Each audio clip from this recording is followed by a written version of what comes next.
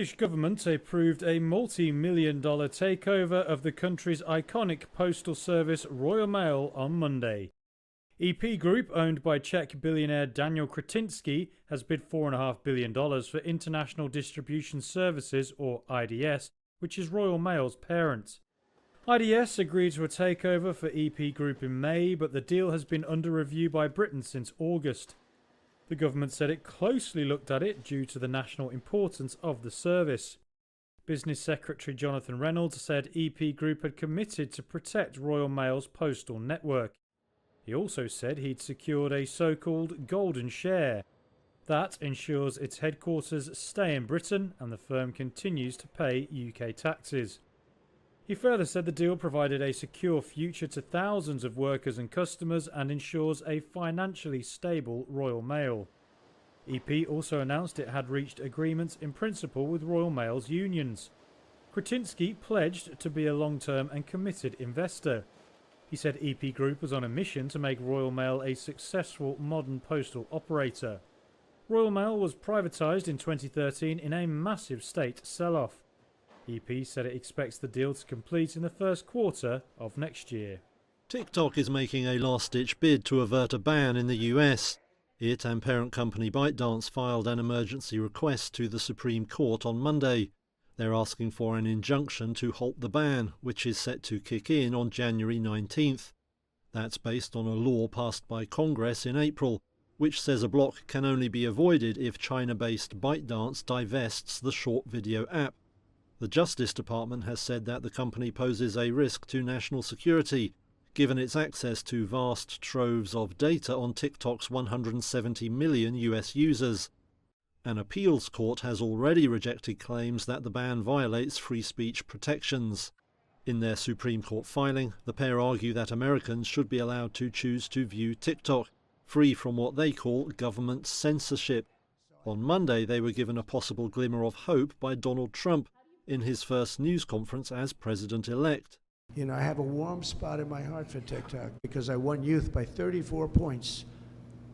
And there are those that say that TikTok had something to do with that. Now, Joe Rogan did, and some of the other people that were recommended by my son Barron, he knew names. I said, who is that? Tell me, who's that? Dad, you gotta be kidding. I can't believe you don't know. And I did those interviews, and it was actually sort of cute. Do you want to know the truth? But we did them, and that had an impact. But TikTok had an impact, and so we're taking a look at it. But during his first term, Trump had tried to ban TikTok, but the move was blocked in the courts.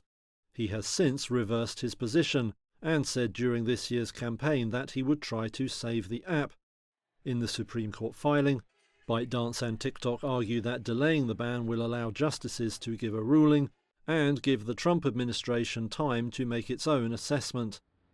European automakers are working hard to deal with a looming challenge. They face tougher emissions rules which could further hit profits across the struggling sector. They've reacted by raising prices of petrol cars and preparing discounts on electric vehicles. The European Union will dramatically lower its cap on automotive carbon dioxide emissions from January 1st.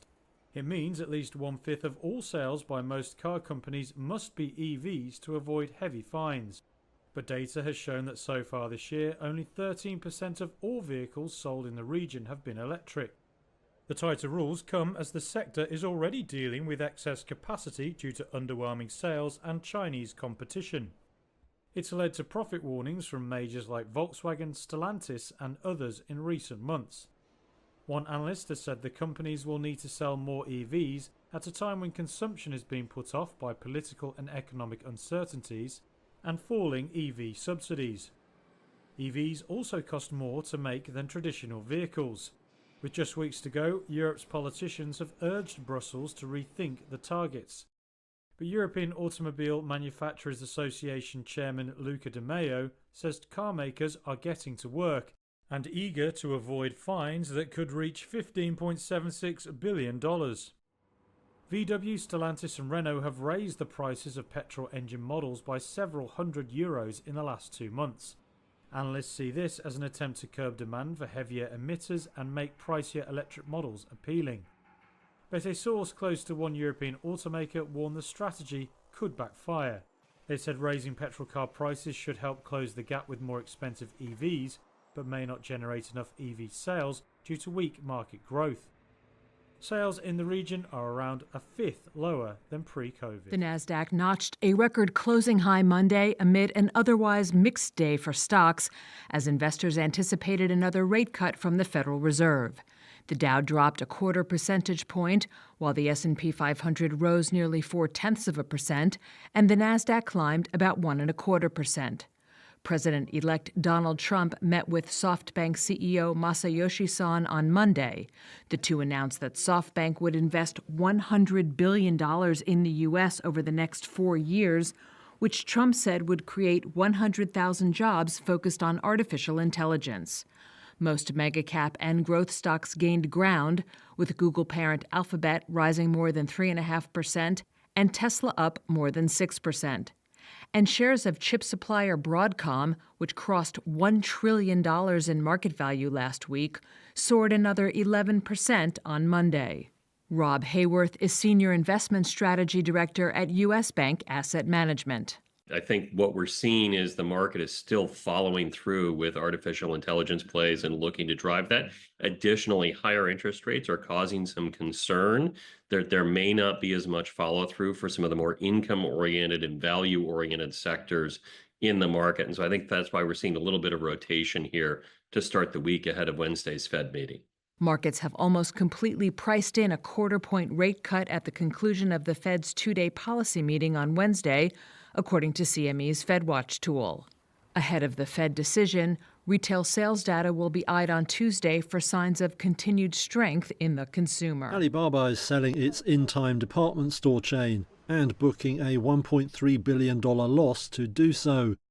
The Chinese giant bought the company for twice that amount back in 2017. At the time, it wanted to expand into bricks and mortar retail.